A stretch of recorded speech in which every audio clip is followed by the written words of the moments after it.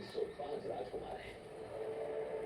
तो क्या चित्रा 105 थालियां चखने वाली है? नहीं मामुश्री, वो परोसने से पहले मुख्य पात्रों से भोजन चखती है। तो बात समाप्त हो गई ना दुष्यंत से।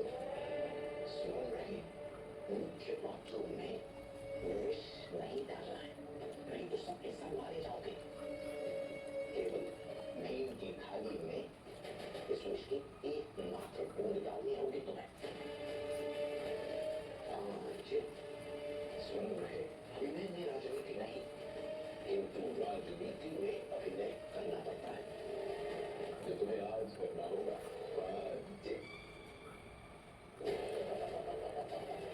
यूं की उनकी का विचार मन में आते ही संगीत रखने लगा। कैसा संगीत मामुश्री? पांडवों का ध्यान भटकाने का संगीत।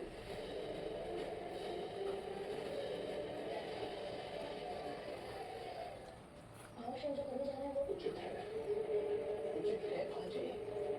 स्मरण रहे, संसार में अंतरात्मा नाम का जीव होता है, जो ऐसे शुभ मुहूर्त में ही जाता है जब कभी भी तुम्हारी अंतरात्मा चाहे तो उसे मूरी सुनाकर सुला देना।